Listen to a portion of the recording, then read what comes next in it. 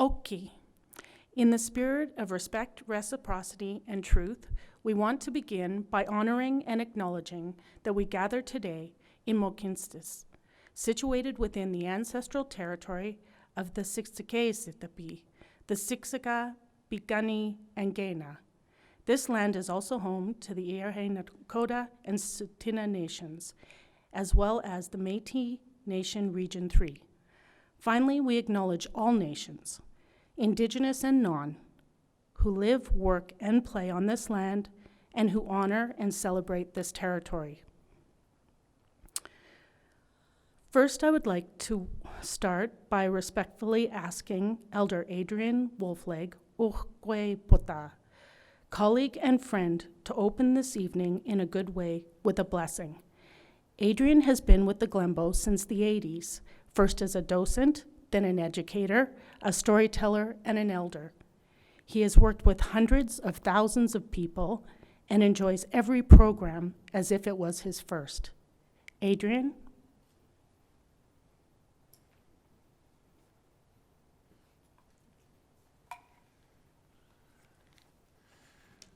Thank you, and you're getting pretty good with your pronunciations there.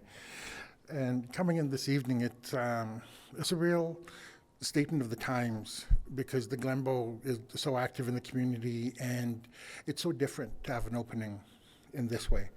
But I'm glad that people can be included and be made to feel welcome and that we can still acknowledge, appreciate, and share the amazing works that are being done by our artists, our dreamers, our community members. And when we look at this work in particular, it really struck a few chords for me because my great-grandfather has been involved right from the first Stampede. His teepee's been there, and he passed it on to my great-uncle, I believe in 53, passed it to my great-aunt in the 90s, passed it to my cousin after that. So we grew up there. So a lot of the symbols that are on there, we remember those stories. We remember the Jubilee and some family members that were taken away from the village and put in the palace here because they had a chicken pox, measles, or something that they didn't want the queen to get.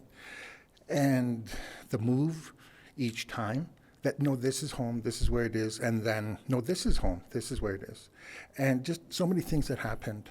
And being involved with the village as an educator, as a guide, it has been told to me by many, many people that it's a gentle oasis in the Stampede because it's near the river. And it's a place where there's green grass. You can stop, you can just be, and then you can get back into the race of the midway and all the things that you're going to be doing. But it, as much as it strikes memories, I would like to, I guess, extend that invitation to others to make their own memories, to make their own celebrations, and to acknowledge your life map. Because looking at the events here that our artists will be sharing a bit later, we look at this last year too. Like, who started the walk with us? Who's walking with us now? Who is no longer here at this time? But we pray for them, we acknowledge them as amazing, amazing individuals.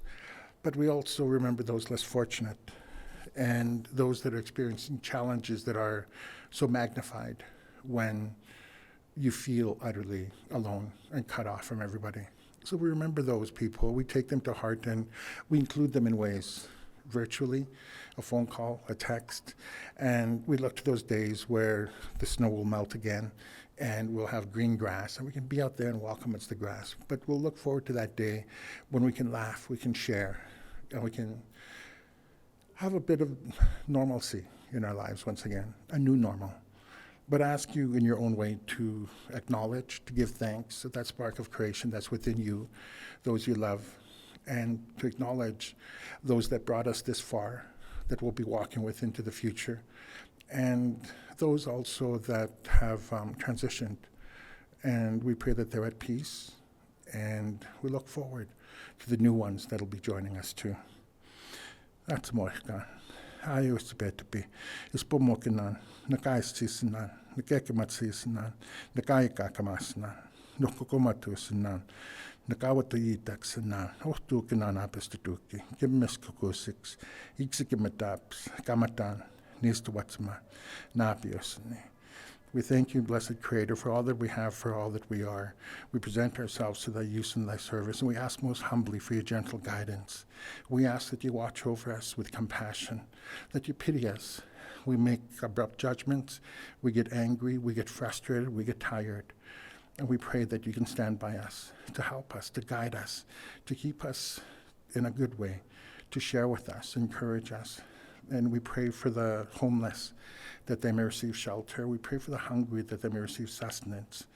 We pray for those who have passed away, that they may be at peace. And we pray that you guide our leadership in a good way, in a gentle way. We thank you for all that we have, for all that we are. We look forward to and acknowledge the newborn and yet to be born, that they may ever be loved, cherished, appreciated, accepted by family, friends, loved ones, community. We thank you for this time to gather. We thank you for the blessing that is being shared with us today, these insights, these stories, these gifts. And we pray for our artist, that him and his family, his friends, will be able to enjoy these teachings and create many more. Thank you, blessed Creator. Again.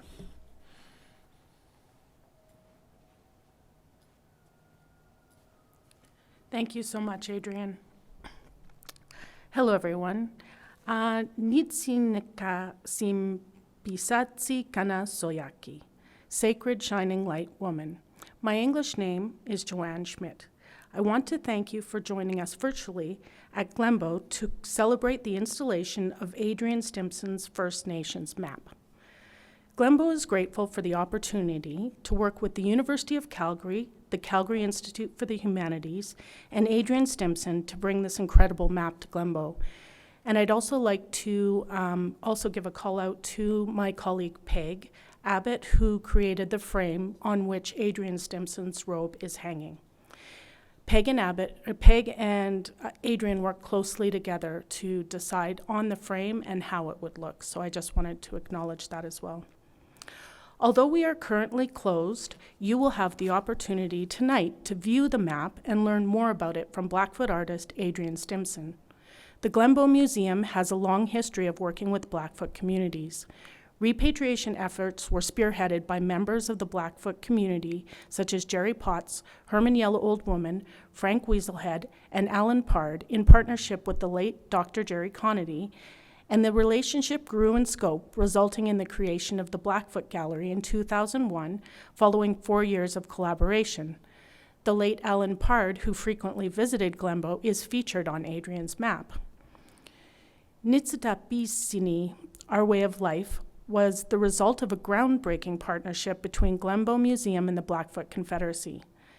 19 Blackfoot elders worked with Glenbow staff to lead the design of the exhibition and infuse traditional knowledge and contemporary lived experience into an innovative storytelling experience that shared the history and culture of the Blackfoot people. In 2018, Bikani artist Albertine Crowshoe was Glenbow's first artist in residence that was a woman and an Indigenous woman. Today, the relationship continues. Glenbow continues to repatriate sacred and ceremonial belongings to the Blackfoot community, and students from many organizations such as Old Sun Community College, Red Crow College, the Blood Tribe Employment, Bikani Traditional Knowledge Services, and Gaina Children's Services Prevention and Support, among many others, frequently visit the collections. We are also grateful for relationships with individuals from other Indigenous communities whose stories are told on the robe and whose belongings we steward. I head to the grounds every year to visit teepee holders, and also out to communities as far away as Kamanituak, Nunavut, or the Sundance grounds in Gaina. Glenbow frequently works with Indigenous artists and curators to showcase art past and present. It is my honor to welcome Indigenous guests from all over Canada to visit the collections. We have many great partnerships, including with the Urban Society for Aboriginal Youth, Stoning Board of Education, Métis Region 3, and artists and elders from Tsuut'ina, Maskwacis, Nunavut, among others. We thank Adrian and Jim for allowing their stories to be told in our space. We are grateful for the generosity of the community and look forward to future collaboration and also to be of service to the communities. I now want to introduce Jim Ellis. Jim is Professor of English and Director of Calgary Institute for the Humanities, but he is currently on leave. Jim?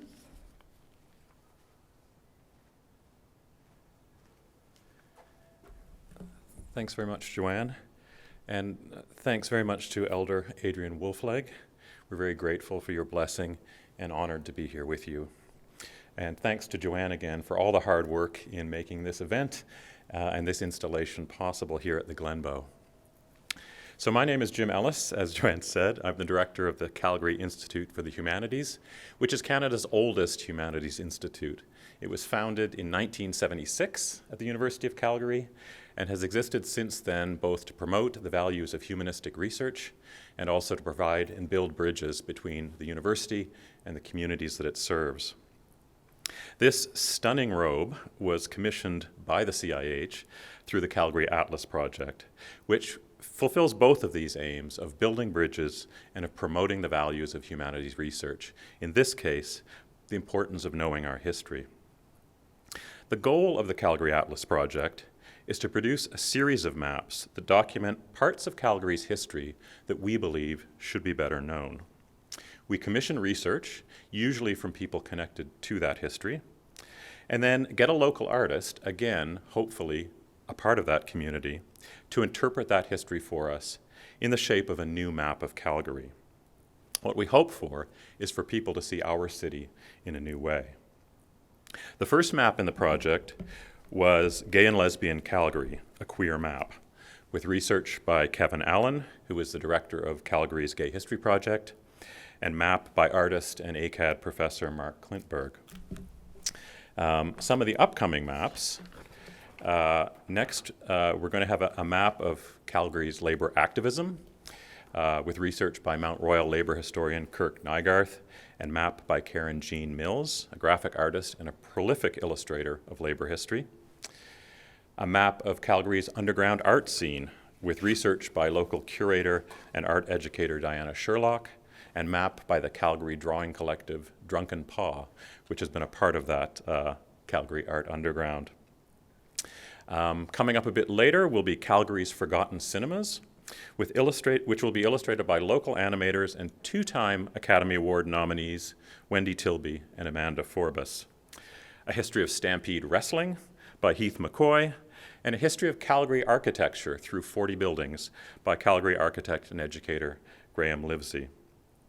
All of these maps are intended to get us to see the geography of the city in new ways, to allow us to see how that city came to be, who we are as a city, what formed us.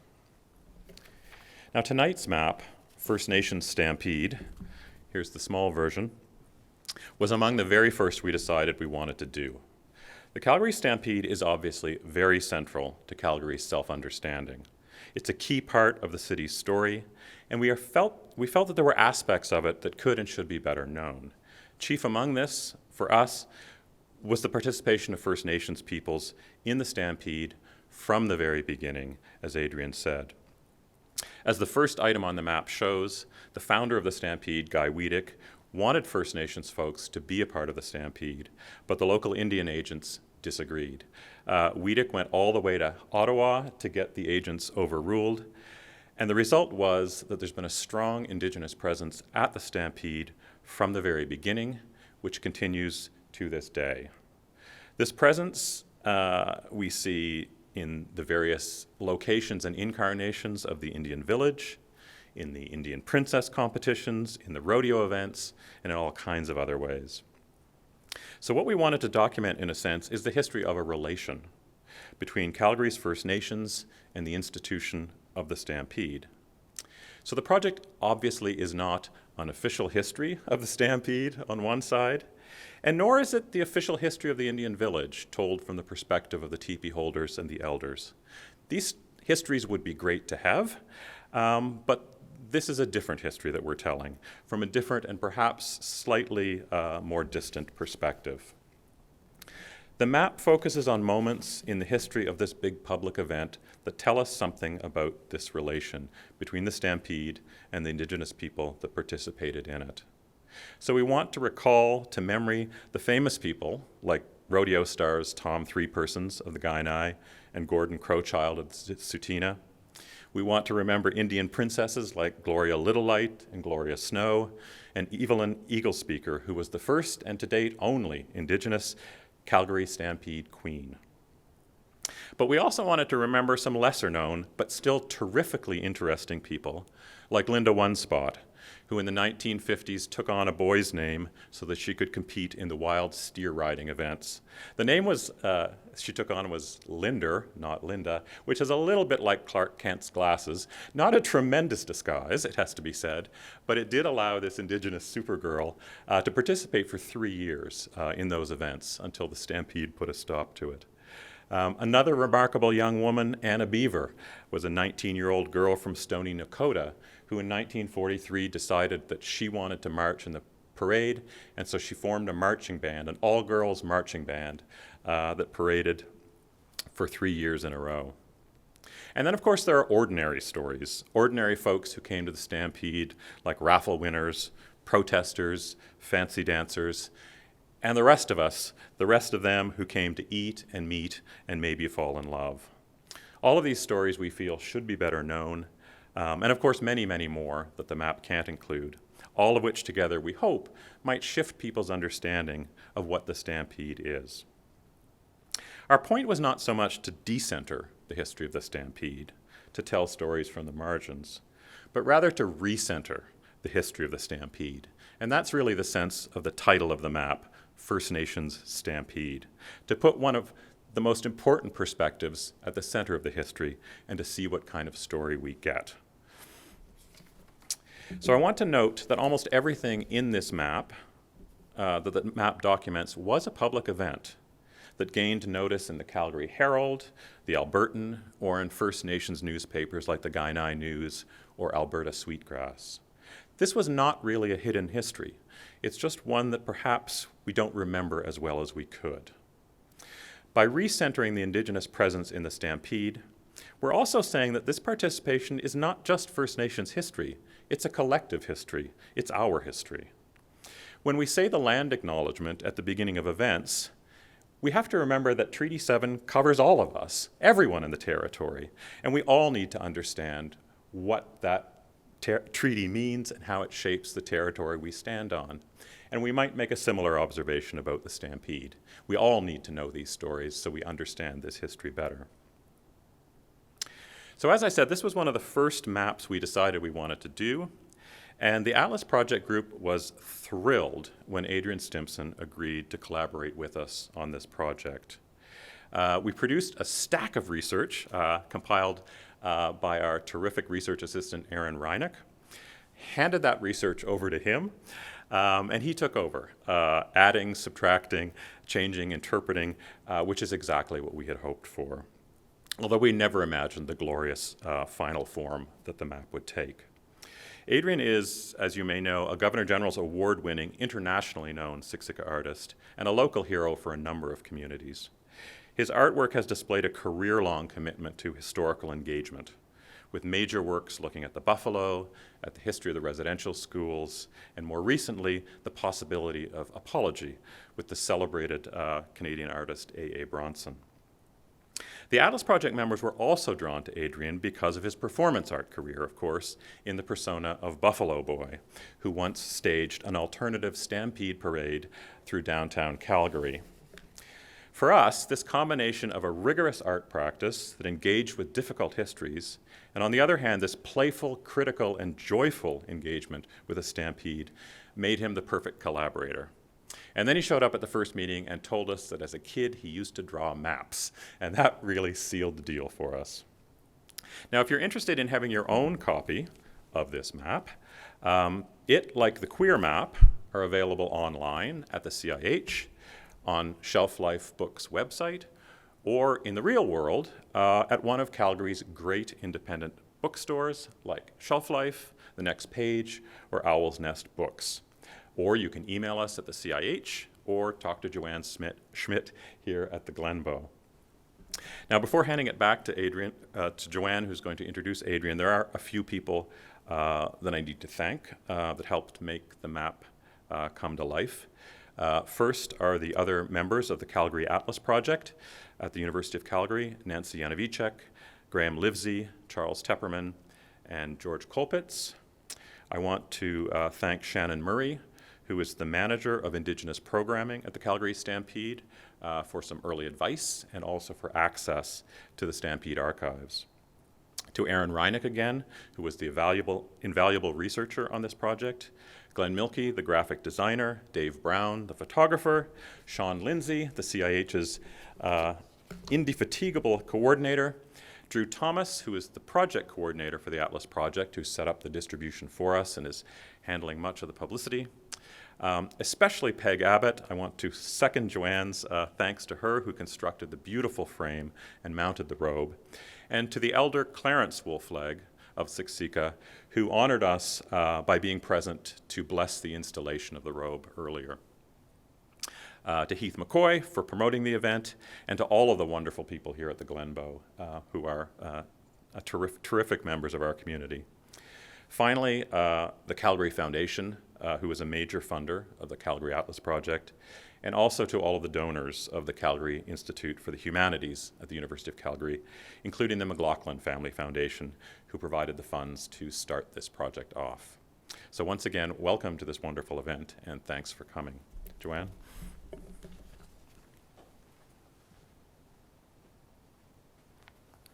Thanks so much, Jim. And I'm actually really glad that Jim mentioned Elder Clarence Wolfleg, Miksikem. He worked closely with Glenbow and with Peg to bless the frame, to bless the robe, and to bless Peg, to give her strength and insight into the work as she did it so that she could honor the stories on the robe. And we had some really lovely conversations with Clarence and storytelling, and it was such a blessing.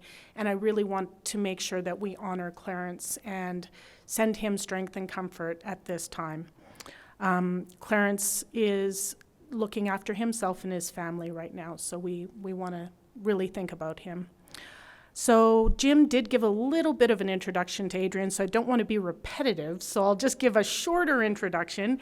And if I miss anything, Adrian, I apologize, but I think Adrian can maybe slip in a few more things about himself if he'd like to. But Adrian Stimson is a renowned interdisciplinary artist and member of Siksika Nation in southern Alberta. He exhibits nationally and internationally. He has a BFA with distinction from the Alberta College of Art and Design and an MFA from the University of Saskatchewan. Stimson's performance work investigates identity construction, specifically the hybridization of the Indian, the cowboy, the shaman, and two-spirit being. His installation work primarily examines the residential school experience and speaks to genocide loss and resilience. And as Jim mentioned, the buffalo frequently appears in his work as well. An interesting fact I found out about Adrian was that he was a participant in the Canadian Forces Artist Program, which sent him to Afghanistan. In 2018, Adrian was awarded the Governor General Award in Visual and Media Arts. He was awarded the Blackfoot Visual Arts Award in 2009, the Queen Elizabeth II Golden Jubilee Medal in 2003, the Alberta Centennial Medal in 2005, and the Reveal Indigenous Arts Award, Natishin, sorry if I mispronounced that, Foundation in 2017. And I have a question that I want to ask Adrian that he can answer when he comes to the podium as I welcome him to come up. I feel like I saw one of your performance pieces at the Spirit Sings symposium at ACAD quite a number of years ago, so I'm just curious if I'm remembering correctly. Anyways, I want everyone to welcome Adrian. Thank you very much.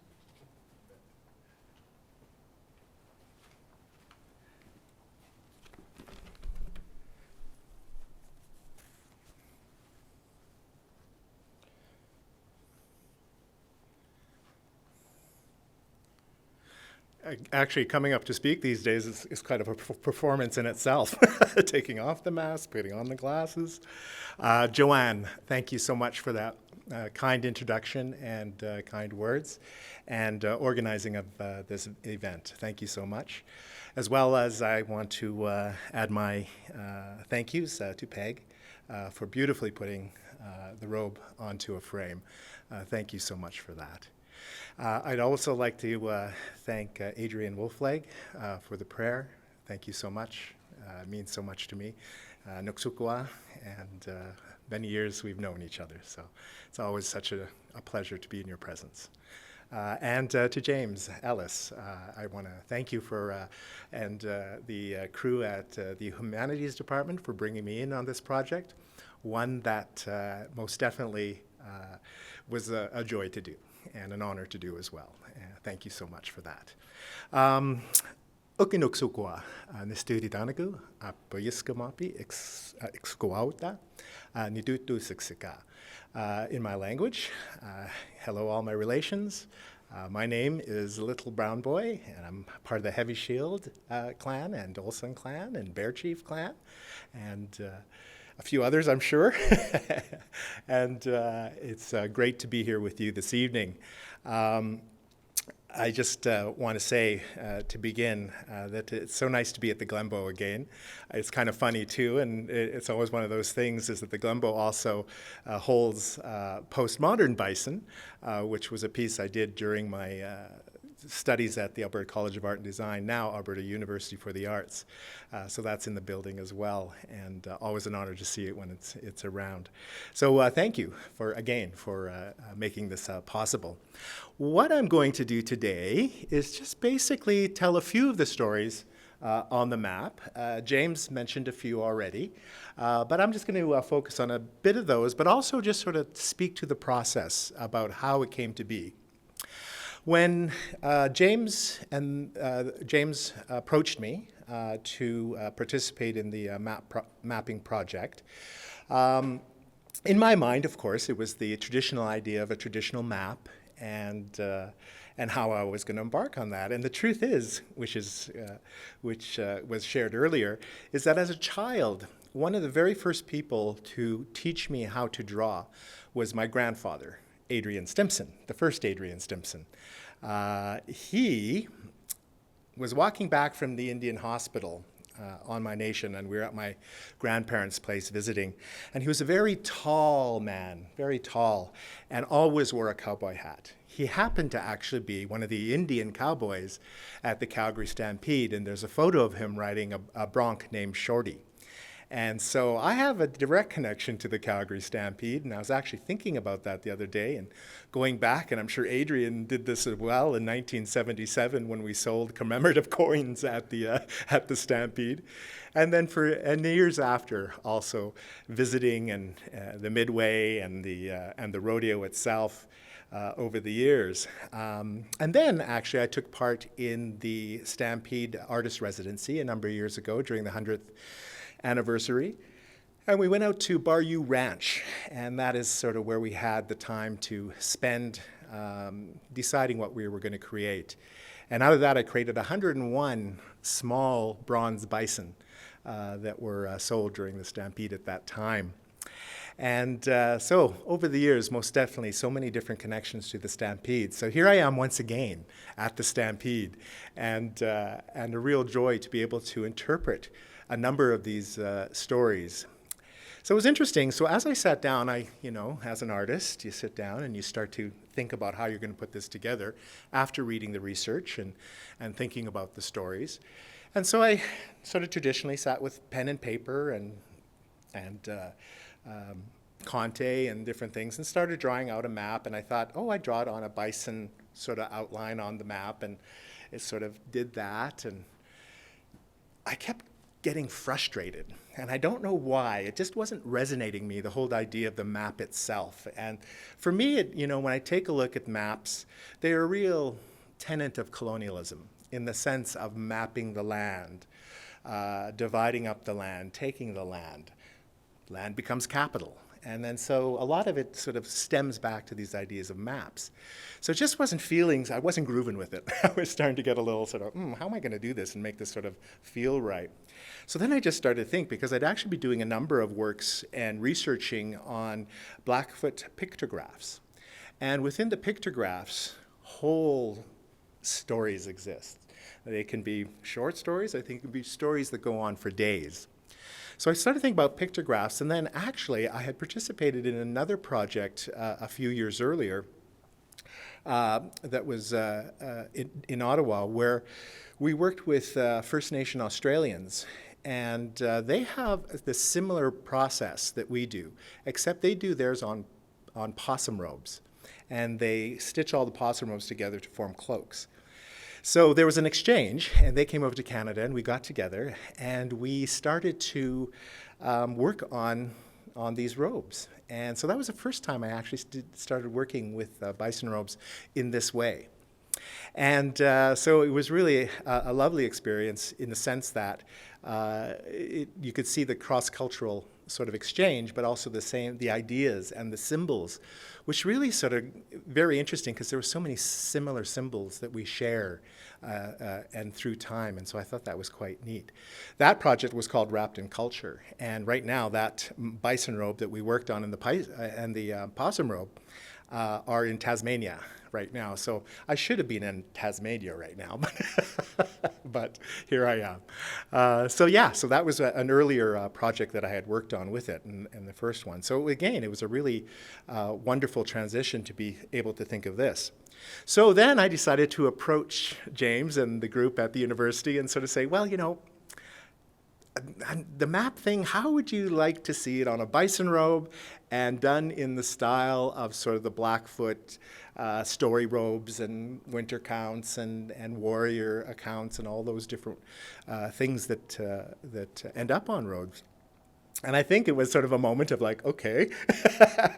And in the end, we all agreed, and I went and I decided to get the robe and then start thinking about the symbols themselves. In my studio, quite often, I have nation elders come by and sort of hang out and look at the stuff I'm doing and share stories and stuff. And I have to say, Elder Clarence Wolfleg is a huge part of that. I have to say that I'm so blessed to have him in my life, you know, as I do all his family. And it started with his father, Mark, who is a great spiritual leader on our nation and had painted me many times in my life and guided me in many times. And it's so wonderful that continuum with the family is going on. So my heart is with Clarence right now. And so honored to have him bless the robe and be a part of my journey throughout life. So to begin the process, I had one of the elders come in and bless the robe at that time. And every time I'd work on the robe, my process was always to smudge it and always get myself centered in a way that I could tell the story or create the work in a good way.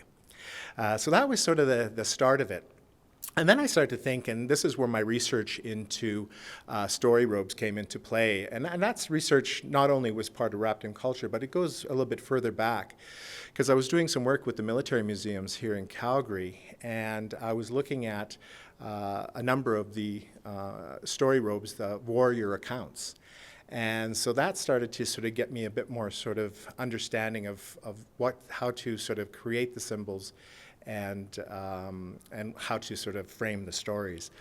So I thought what I would do was sort of look at the way, because there's a number of ways that the stories are told. They can sort of start in the middle and spiral out. They do have sort of parallel ways of telling them as well, but also sort of snaking ways as well. So really, there are a number of different ways that the layout could have happened. But what I actually first did was that I, in Conte ochre sort of a pencil, I mapped everything in. I drew it all in with the Conte paper, and I actually drew the map of Calgary in it. So you can't really see it unless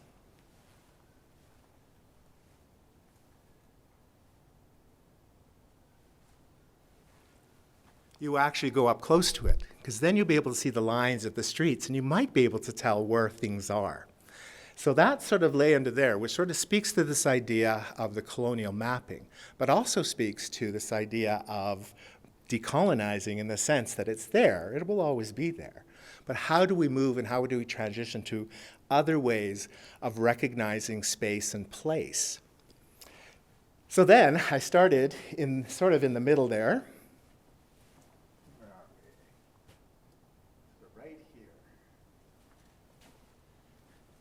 And in that space is where the Stampede grounds exist today. And the first teepee has one little line in it, and that was where the first Indian village was, which kind of, if we were looking at it today, would be in front of the BMO Center. And there was a big tree, and it was called the Sun Tree. And I remember as a child first going to the Stampede and going to the Indian village there, and of course all our family was there and relatives and such. And so it was a big, big experience. So I always remembered that tree, and I don't believe that tree's there anymore. They took it down a number of years, for which I was very sad about. But of course, things change. So then it moved over to across the Elbow River, and that teepee has two little lines in it, and that's the spot of the second teepee, or the second Indian village. And then it moved over back, still on this side of the Elbow, but now where it presently stands as the First Nations village. And it has the three lines in the teepee. So I thought that's how I would sort of mark and speak to the shifting of the Indian village within the Stampede. And then and then I made a whole new symbol for the Calgary Stampede with two cowboys and a teepee in the middle. I'm sure there are other symbols out there, but I thought that I would create a new one. Again, speaking to sort of the history, and within the teepee are the First Nations that participate in the Stampede. Again, when you think about it, the first Indian village, the second Indian village, the third one, you can start to see the idea of the spiraling out from there. And so they start to go from there. I have Fort Calgary in there. And Fort Calgary actually was one of the pictographs of the first mounted police. They all had triangle heads. And for the longest time, I was like, what's that? I couldn't figure it out. And then, of course, the helmets all had the little pointy, what are they called? I can't remember. There's a name for them. I had it there. Anyway, so that's how come they have this sort of triangle pointy heads. And so actually also on this robe is some silver leaf and some gold leaf, 24 karat gold leaf. And so that sort of speaks to the beginnings of Calgary, Mohkinistsis, and such. I also thought that it was very important to include the natural elements, the river and well, not so natural, the CP rail line, because as we well know, that rail line at one time from Siksika, people could get on the train and come into Calgary, and that was quite a while ago. And I think it's still on the records that we can actually get passes to go on the train at a discount or something like that. So I thought I'd make sure that was in there, just to signify or give some sort of sense of place and that most of us can sort of identify with. But again, if you think and you look at old story robes and such, you'll see land features on them, which in itself is a map to remember where that place is. So yeah, so I went down around there, and then I started to sort of create the events themselves. Some of the ones I really found fun to do were the various princess years, and Evelyn Eagle Speaker is at the top there. And so I thought that she would be at the top there, given the fact that she was the first Stampede Queen and Indigenous Stampede Queen, and I thought that was important. I also thought Linda One Spot was very important. That story of her participating in the Stampede as a boy was so great, and I just thought to myself, oh, that's, in that time, in that place, that was really brave. And she was very skilled. So I think that was another reason I put her at the top.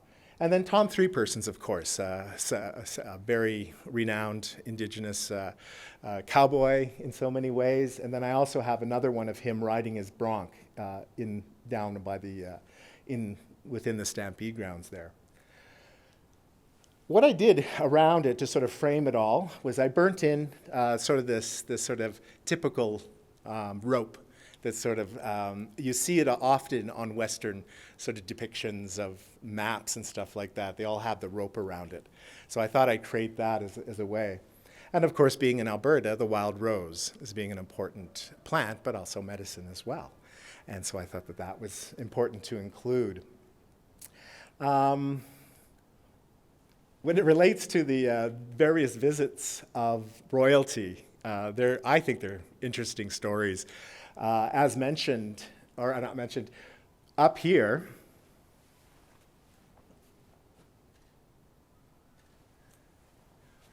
we have Laverna McMaster being crowned by Prince Charles.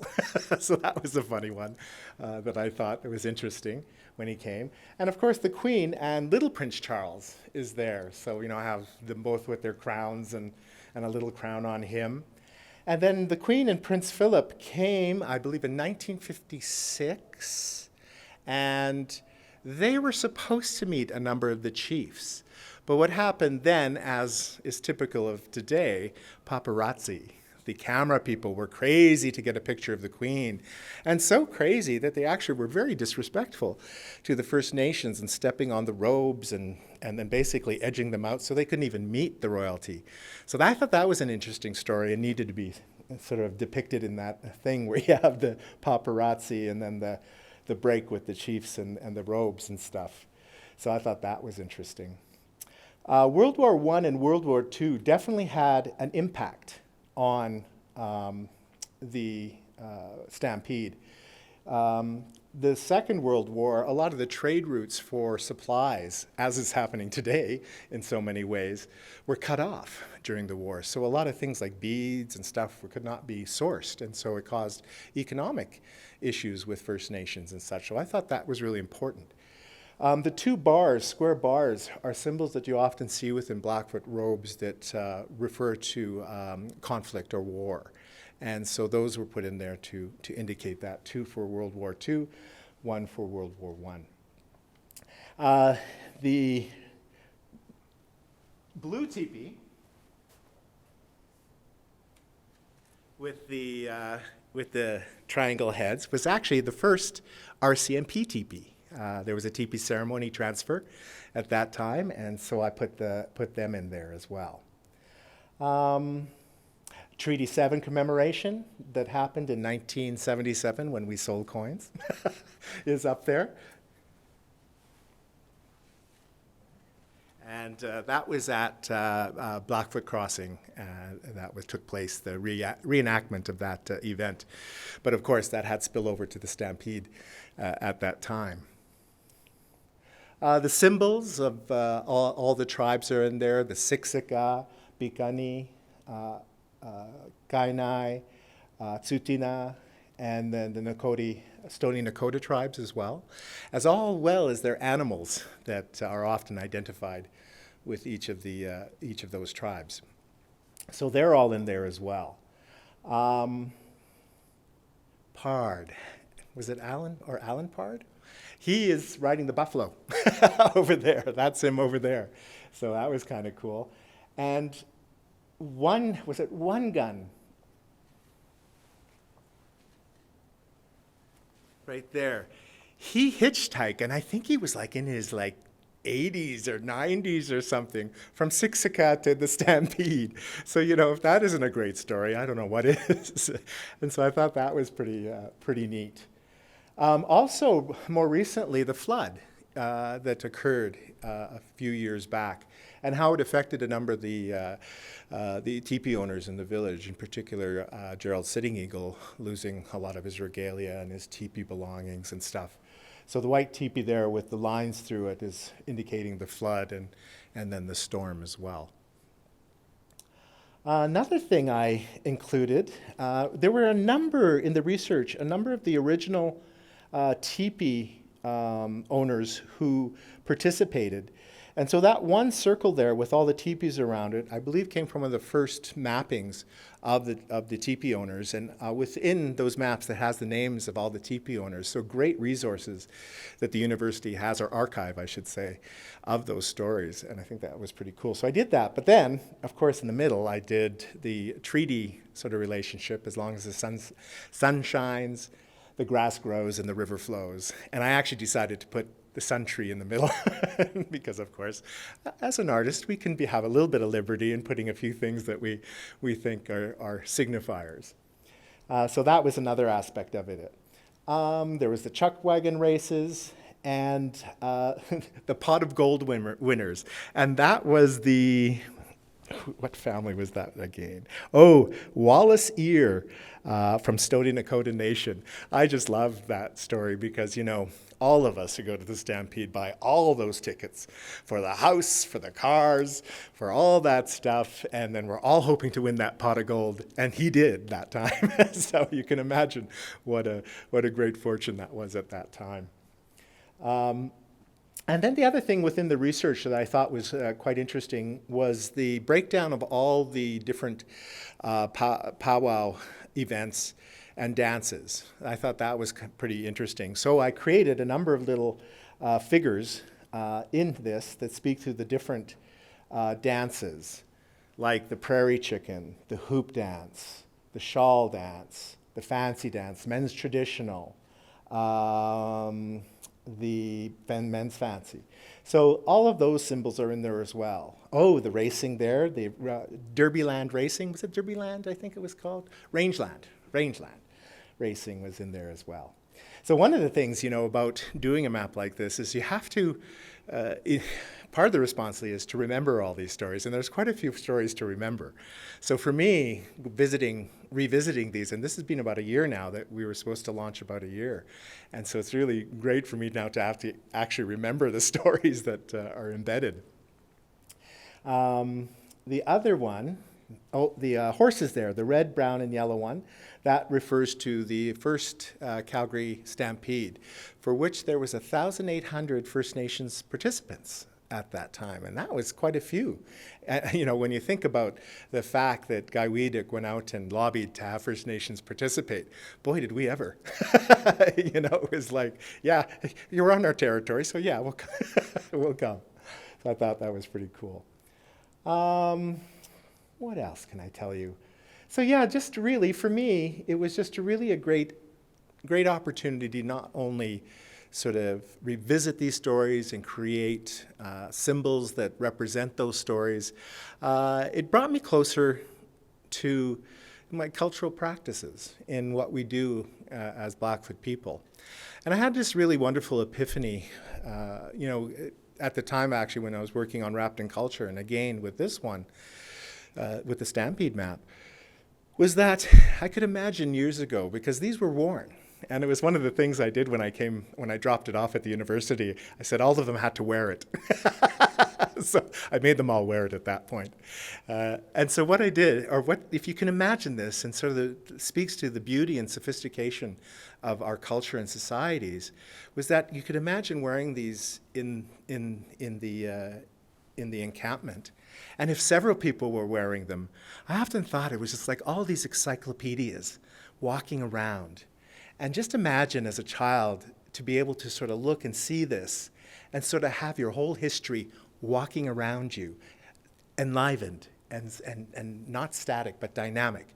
And I thought that was one of the most interesting and most beautiful things that happened to me while I did these robes. It's just that it really created that sense of connection to that history, and again, excited imagination for the future, because all these things are here and can still be done.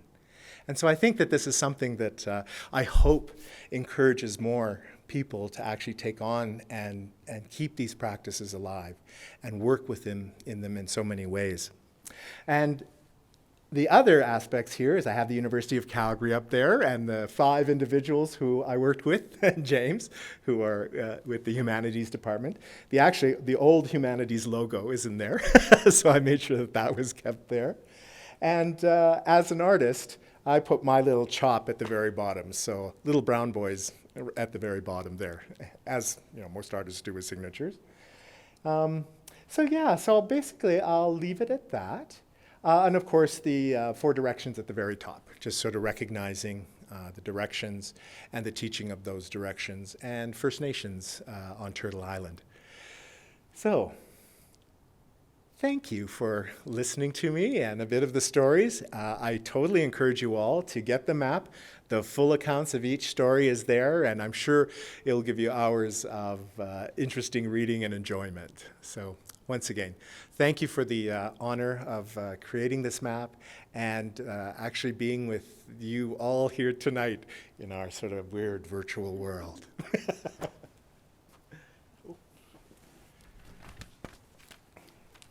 Thank you so much, Adrian. I love hearing the story. And the thing I always think about is that what I've learned from my good friend Adrian Wolflag and others is just how important humor is as well. And, you know, sharing a laugh when you're feeling isolated is always so amazing and so great. So I love to hear all the stories, the funny ones, the quirky ones, the chief getting pulled. I love the chief getting pulled away from the scene with the paparazzi around. And yeah, humor helps and humor heals and humor brings us all closer together. So I really enjoyed hearing those. And I think we might maybe take a couple questions. If Jim, do you want to ask a question? Sure. I'll just come in the frame. Yeah, come in the frame. Share the frame. We're all 6 feet apart. Now, I know that you're not a historian of the Stampede, but do you think the meaning of the Stampede has changed for people like on the Siksika or the other First Nations? I mean, obviously in the first one, it was a highly political act to come and claim the Stampede. Do you think that it's changed over the years, the experience of Stampede and the way that First Nations people claim it?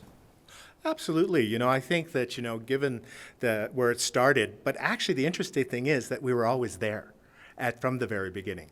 So I think that by being there from the very beginning, that relationship has, through the years, been solidified in so many ways, especially for the teepee owners who participate in the Stampede. There are generations of families who've participated fully and joyfully in so many ways. It's interesting because, of course, when you think about that, you also have to think about the parallel of what's going on in Canada and the world. And racism, you know, was and still is, you know, a big issue. And so, of course, there were so many incidents that over the years that sort of were not very good. And yet, at the same time, we were able to persevere through them. You know, there was a couple in here, stories in here that speaks to this. One time when there was an issue around pay equity with the teepee owners, and they're probably getting very little, and so they protested, and they got more money. So I think that, you know, relationships evolve, and so I think we have more agency now within the Stampede in so many different ways. And the fact is, the Calgary Stampede can't ignore us because, you know, they're in Treaty 7 territory, and they are a full partner with a lot of First Nations who participate. So I think that, yes, I think that that there probably has been different and at times strained relationship, but I think, you know, if I were to, I know in talking to teepee owners back home, they're very proud to be a part of it, and they're fierce about their participation in it, and fierce in a good way, that they are promoting our culture and keeping our culture alive and vibrant and visible for people to see and to share. And I think that's one of the things that's so important when you think about our participation. As First Nations at the Stampede, we have given and give so much to that organization. And I think that, and you know, and as well, we have got a lot out of it as well. So I think that it's an interesting and a long, I'm sure it will be going on for quite a while into the future, friendship and relationship. Yeah, I certainly have heard people say that we could learn things about the process of reconciliation by looking at the long-standing relationship and negotiation and difficulties, mutual respect between the First Nations and the Stampede's institution. Can you talk about Buffalo Boys Stampede Parade? Oh, sure. That was actually, through Contemporary Calgary a few years back. Lisa Baldessera curated and had a number of Buffalo Boy and Shaman Exterminator photographs in an exhibition at the old school down by the, what is that, Victoria School? down by the Stampede grounds. And so they wanted me to do a performance of my persona. So at that time, I donned Buffalo Boy's outfit and the shaman exterminator with the big Texas Longhorns. They're not really bison horns, they're Texas Longhorns that I sawed off my dad's Texas. That's a whole other story. And basically with the orb and the staff, started from, I think, from the Victoria School. And I did my own little parade route down through to City Hall and then all the way down Stephen Avenue Mall in this character, which I think for most people, when they encounter either Buffalo Boy or the Shaman Exterminator, are not quite sure what they're encountering. But mind you, it's stampede time, so anything can kind of happen. And so just basically, Buffalo Boy likes to do these walkabouts and stopped at contemporary Calgary and sort of held, what is that? I'm losing my train of thought on this. Held like the Queen sat there and sort of held court, and sort of anybody who came by kind of just sort of nodded at them in a very polite way. But it was interesting because, of course, some people weren't sure, and other people were laughing. So there's many different reactions. I didn't get sort of rough or anything like that. There were a couple sort of sideway looks, but that was about it. And I think we ended up at the old Uptown Theater, and that's where we finished off and had a little sort of party, and then that was it. But yes, Buffalo Boy and the Shaman Exterminator had their own Calgary Stampede parade.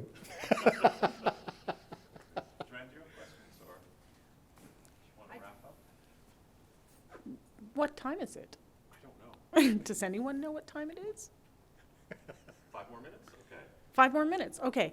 I'm going to switch from the humorous story to maybe a little bit more serious, or maybe not, but I just wanted to know if you could just talk a little bit more about the significance of the buffalo to your art and to your practice. Oh, absolutely. Absolutely. I get the great honor of working with buffalo material culture, but that comes from our Blackfoot history.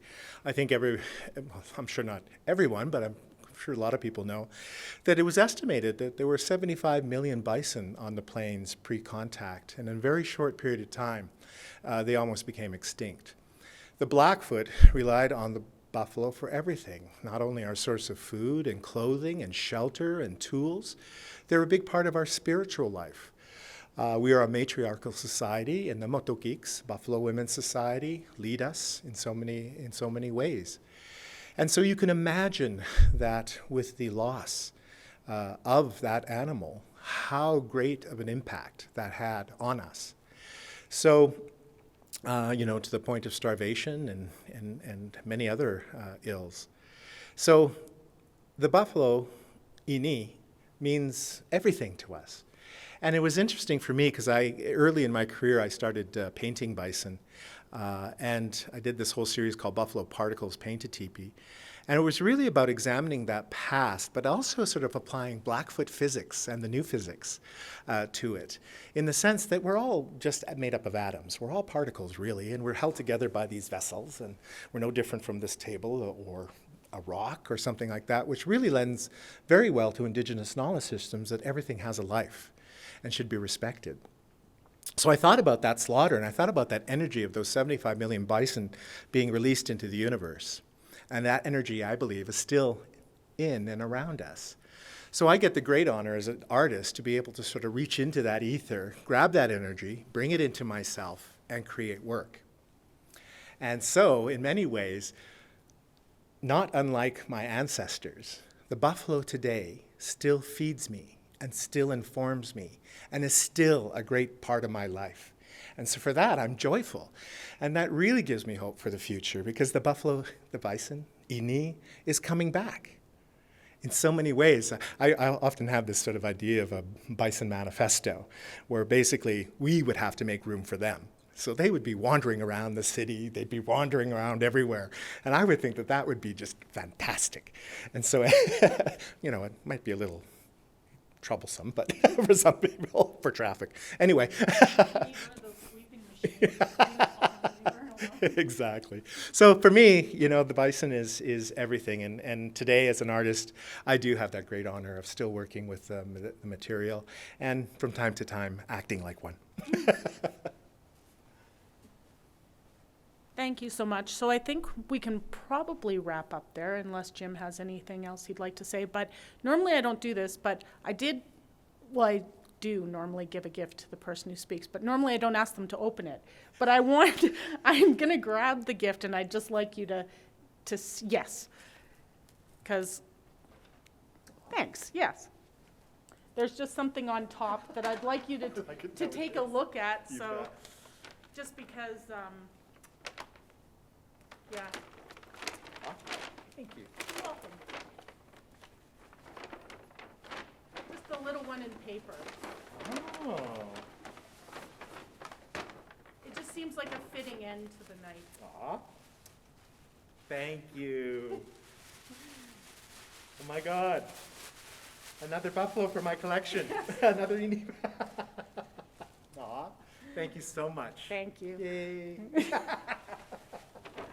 So yeah, I want to take this just a couple minutes just to thank Adrian so much. Like, it's been such an honor and a pleasure.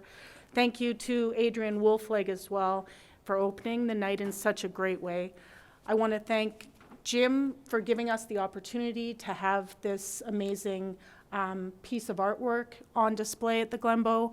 I want to thank Peg for her incredible work on the frame. Clarence Siksika for his amazing blessing as well, and for Glenbow Museum, the University of Calgary, and I'm sure I've forgotten some people. But anyways, it's been a great night, and I hope everybody has a great evening and goes forward just feeling full. Thank you very much.